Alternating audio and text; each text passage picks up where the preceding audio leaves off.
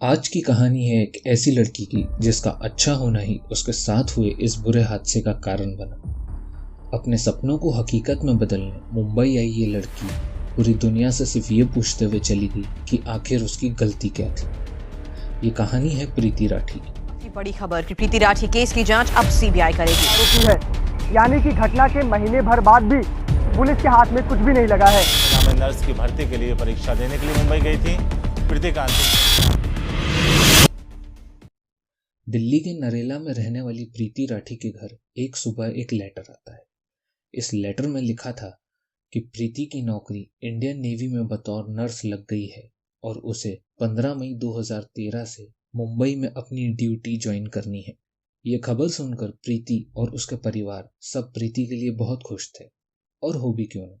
23 साल की मासूम और सुंदर दिखने वाली प्रीति पढ़ाई में बहुत ही होशियार थी, समझदार थी और इस नौकरी के लिए उसने बहुत मेहनत करी थी। उसके परिवार में कोई भी कभी मुंबई नहीं गया था, इसलिए ज्वाइनिंग से करीब 15 दिन पहले प्रीति मुंबई के लिए निकल जाती है। 1 मई 2013 शाम 3:55 दिल्ली के हजरत निजामुद्दीन रेलवे स्टेशन से चली गरीब रथ एक्सप्रेस में प्रीति अपने पिता अमर राठी और आंटी के साथ मुंबई जा रही थी।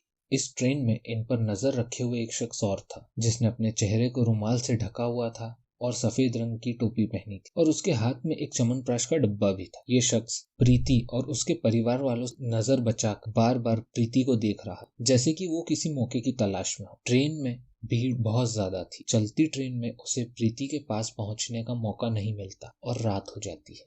अगले दिन 2 मई 2013 सुबह 8:05 पर ट्रेन मुंबई के बांद्रा स्टेशन पर पहुंचती है। ट्रेन से पहले प्रीति के पिता और उसकी आंटी उतरकर प्लेटफॉर्म से स्टेशन के बाहर की ओर चलने लगते हैं। प्रीति इनसे 2-3 कदम पीछे चल रही थी। स्टेशन पर उस वक्त काफी भीड़ थी और इस भीड़ को चीरता हुआ एक हाथ पीछे से प्रीति के कंधे को छूता है और प्रीति पलटकर देखती है। मुंह पर रुमाल बांधे और सर पर सफेद टोपी लगाए वो शख्स च्यवनप्राश के डब्बे को प्रीति पर उछालकर भीड़ में कहीं भाग जाता है। प्रीति जोर जोर से चिल्लाने लगती है। उसके चेहरे, हाथ, गले बहुत बुरी तरह से जलने लगे थे। प्रीति के पिता, आंटी और प्लेटफॉर्म पर उस वक्त गुजर रहे कुछ पैसेंजर्स पर भी इसके छींटे पड़े थे। उन्हें भी काफी जलन हो रही थी। ये सब कुछ सेकंड्स में हुआ था, इस कारण किसी को कुछ भी समझ नहीं आ रहा था।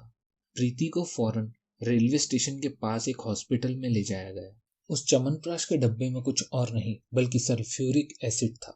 प्रीति की हालत बहुत ही सीरियस थी और उस हॉस्पिटल में इतनी सुविधाएं नहीं थी कि प्रीति का इलाज वहां हो सके, इसलिए डॉक्टर उसे बड़े हॉस्पिटल रेफर कर देते हैं। इस एसिड अटैक में प्रीति की एक आंख खराब हो गई थी। प्रीति ने एसिड को अपने अंदर निगल लिया था, इस कारण से उसका food pipe, wind pipe, kidney पर भी बहुत बुरा असर हुआ था। प्रीति बोल भी नहीं पा रही। पुलिस इन्वेस्टिगेशन में घटना स्थल से च्यवनप्राश का डब्बा मिलता है जिसमें सल्फ्यूरिक एसिड था। रेलवे स्टेशन पर सीसीटीवी कैमरे भी थे, पर जिस स्पॉट पर यह घटना हुई उसका एंगल नहीं था, लेकिन एक दूसरे एंगल की फुटेज में वो शख्स भागता हुआ दिखाई देता है। 2013 में कैमरे इतने क्लियर नहीं हुआ करते थे, पर पुलिस उस फुटेज के आधार पर एक स्केच तैयार करवाती है। हालांकि उस स्केच से प्रीति के गुनहगार की पहचान नहीं हो पाती। इधर प्रीति की हालत दिन प्रतिदिन बिगड़ती जा रही थी। प्रीति अपने परिवार और डॉक्टर से लिख लिख कर बात किया करती थी। इस दौरान उसने कई बातें करी। उसकी कुछ बातें सुनकर आपको भी उसके गुनहगार पे बहुत गुस्सा आए। प्रीति लिखती है, मैं अपनी मौसी के पीछे पीछे चल रही थी। तभी अचानक से किसी ने कुछ फेंका। मुझे पता नहीं चला वो गोरा था या काला। मुझे बहुत जलन हो रही थी। मैं तड़प रही थी। अगर मौसी मेरे साथ नहीं होती तो उस दिन शायद मैं बच नहीं पाती। अब तक तो घर में सबको पता चल गया होगा। मम्मी और टेंशन लेंगी। मैंने INHS की नौकरी के लिए बहुत तैयारी की थी, बड़ी मेहनत की थी। लेफ्टिनेंट नर्स की नौकरी पाकर बहुत खुश थी। मैं ये जॉब नहीं छोड़ना चाहती, पर अब मेरी ये नौकरी शायद चली गई। यहाँ मुझे डॉक्टर कुछ बता नहीं रहे, सर्जरी कब होगी, ये प्लास्टर कब हटेगा, हम और कितने दिन यहाँ रहेंगे। कल शाम से हाथ की मूवमेंट में भी दर्द है, पहले नहीं था। मैंने डॉक्टर साहब से पूछा, मेरी राइट आई खराब है। उन्होंने बताया जब तक ट्रांसप्लांट नहीं होगा मैं देख नहीं पाऊंगी, और ट्रांसप्लांट जब तक मैं चेहरे से ठीक नहीं हो पाऊंगी तब तक नहीं होगा। पापा, मुझे निक्की और तन्नू की भी पूरी सिक्योरिटी करवानी है। मैं नहीं चाहती जो मेरे साथ हुआ वो उनके साथ भी हो। मम्मी पापा ने मेरे लिए रिश्ते भी देखने शुरू कर दिए, पर मुझे अब सुंदर नहीं दिखना। आखिर मेरा ये हाल किसने किया? क्या वो पकड़ा गया? मैंने किसी का क्या बिगाड़ा था?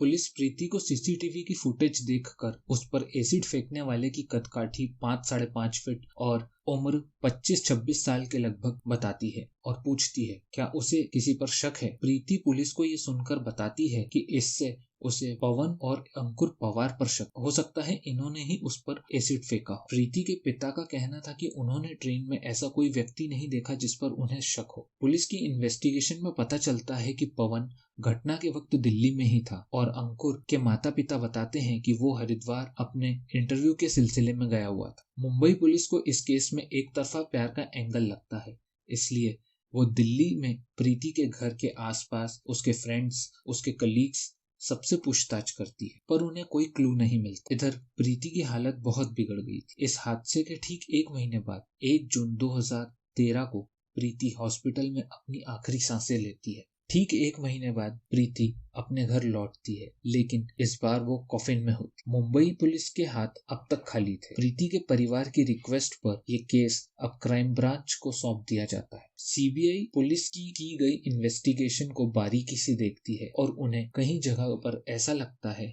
जैसे कि इन्वेस्टिगेशन ठीक से नहीं की गई हो। इस दौरान सीबीआई प्रीति के घर के आसपास पूछताछ करती है और उनका शक अंकुर पवार पर होता है। इस घटना के ठीक 8 महीने बाद 2 जनवरी 2014 को सीबीआई अंकुर पवार को अरेस्ट करती है। अंकुर पवार से पूछताछ होती है और वो कहता है कि उस वक्त वो 2-4 कंपनी के इंटरव्यू के सिलसिले में हरिद्वार गया था। सीबीआई उन कंपनीज में इंक्वायरी करती है जो कि मुंबई पुलिस ने नहीं करी थी। इन इंक्वायरी में पता चलता है कि इंटरव्यूज तो हुए ही नहीं थे। साथ ही पूछताछ के दौरान अंकुर पवार के हाथ पर कुछ जले हुए के निशान थे जो कि सल्फ्यूरिक एसिड के लग रहे थे, जिससे सीबीआई का शक और गहराता गया।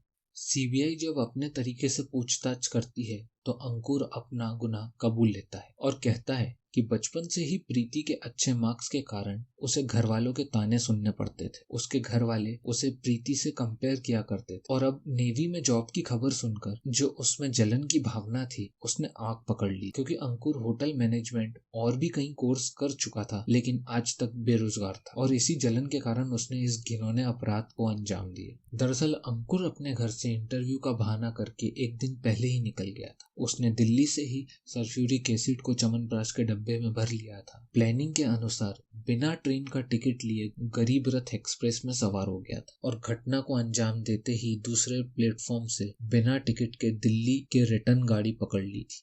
अंकुर प्रीति का पड़ोसी था। प्रीति के परिवार, गली मोहल्ले, किसी को भी विश्वास नहीं हो रहा था कि ये काम अंकुर का है। उन्हें अंदाजा भी नहीं था कि अंकुर बचपन से ये जलन की भावना अपने अंदर लिए घूम रहा है। किसी को भी इसका अंदाजा नहीं था कि इस जलन की भावना का अंत प्रीति की मौत से होगा। इस घटना के 3 साल बाद साल 2016 में स्पेशल वुमेन्स कोर्ट अंकुर को फांसी की सजा सुनाती है और इसी के साथ भारत दुनिया का दूसरा देश बनता है जहां इस तरह के क्राइम के लिए पहली बार फांसी की सजा सुनाई गई थी। बांग्लादेश पहले नंबर पे है जहां इस तरह के केसेस में फांसी की सजा सुनाई जाती है। अंकुर पवार इस केस को बॉम्बे हाईकोर्ट ले जाता है और साल 2019 में बॉम्बे हाईकोर्ट अंकुर की फांसी की सजा को रद्द करते हुए उसे उम्र कैद में बदल दी। फिलहाल अंकुर जेल में ही है। आज की कहानी को लेकर आप क्या कहना चाहते हैं वो कमेंट में जरूर बताइएगा। ये वीडियो अच्छी लगी हो तो लाइक करिए, सब्सक्राइब करिए। मैं मिलूंगा आपको अगली वीडियो में, तब तक के लिए गुड बाय।